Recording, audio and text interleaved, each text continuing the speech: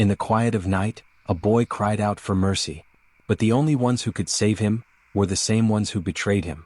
His brothers, his own blood. They sold him for silver, thinking they had ended his dreams forever. But what they did not know was that the boy they despised would one day rise above them all. This is the story of Chinedu, the boy who was betrayed by envy but lifted by destiny. Long ago in the land of Odin, there lived a farmer named Abefo. He had many sons, strong, proud, hard-working. But his youngest, Chinedu, was different. He was not as strong as his brothers. He was not as skilled in farming. Yet he had something they did not understand, a gift. Chinedu dreamed dreams that came alive. When he was only 12, he dreamed of a great storm that would sweep through the farmlands. He told his father. And days later, heavy rains came, destroying many crops, but not the ones Abefo had already moved to higher ground, following Chinedu's warning. From that day, Abefo loved his youngest son deeply. But his brothers? They grew jealous. One evening around the fire, Chinedu spoke again. His voice was soft, but his words carried weight. Brothers, I saw a vision. One day I will stand before kings. And you will bow before me. The brothers froze. Then one after the other they burst into laughter. Bow before you? You can't even carry firewood without stumbling. One mocked. Keep your foolish dreams to yourself. Another spat. But deep inside, envy took root. From that night, they no longer saw him as their little brother. They saw him as a threat. The days in Odin grew hotter. The harvest was near. And Abefo, the father, sent his sons on a journey to the great market to sell yams. The brothers gathered their baskets, tied them to their backs, and prepared to leave. But Abefo looked at Chinedu and said, "Go with them, my son. Your wisdom may guide their steps." The older brothers exchanged angry glances. The last thing they wanted was Chinedu tagging along. As they walked, they whispered among themselves. "He thinks he is better than us. One day we will show him who he truly is." By the time they reached the edge of the market road, their hearts were heavy with envy. And then, an opportunity appeared. A caravan of foreign traders was passing by. Their camels were loaded with goods. They carried gold, spices, and slaves. The leader of the traders called out, "Do you have any young men for sale? We pay well for strong boys." The brothers froze. A wicked thought entered their hearts. One whispered, "If this dreamer is gone, his visions will die with him." Chinedu's eyes widened as they grabbed his arms. "What are you doing? Let me go," he cried. But they bound him. They dragged him to the traders. "Take him," the brothers said coldly. "Pay us in silver and he is yours." The coins clinked into their hands. Chinedu's voice echoed, "Please, I am your blood. Don't do this." But their faces were stone. They turned their backs as he was led away in chains. When the brothers returned home, they carried a torn piece of Chinedu's cloth, soaked in goat's blood. With sorrowful voices they told their father, "Father, Chinedu was taken by bandits. We tried to save him, but he is gone." Abefo fell to the ground in grief. He tore his garments. He wept until the night swallowed his cries. And from that day, the house of Abefo was filled with mourning. But far away the boy they betrayed was still alive. And destiny was not finished with him yet. Far away from his motherland, Chinedu was sold into slavery. The chains of iron cut deep into his wrists, but the heavier chains were those on his heart. He worked in the house of a wealthy chief. From morning until night, he carried loads, fetched water, and scrubbed floors. The other slaves mocked him for his silence, for Chinedu hardly spoke. But in his silence, he listened.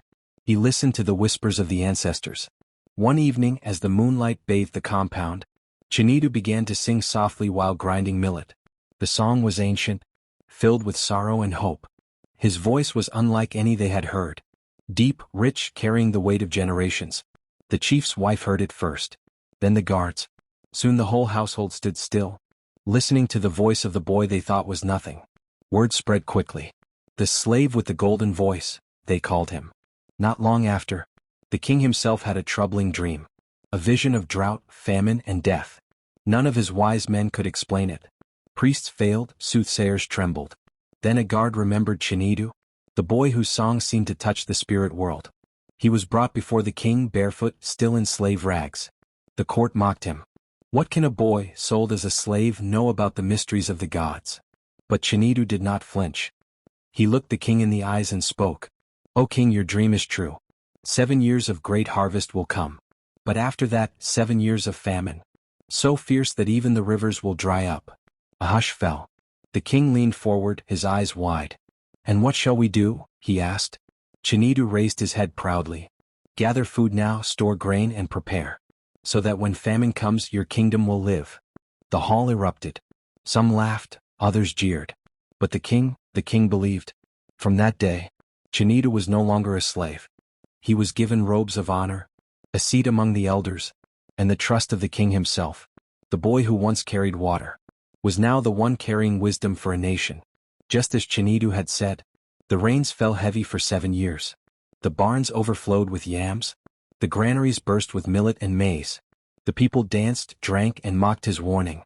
But then, the skies closed. The rain stopped. The earth cracked. The rivers shrank into dust. Children cried of hunger. Mothers wailed, fathers grew weak. The famine had come. Other kingdoms perished.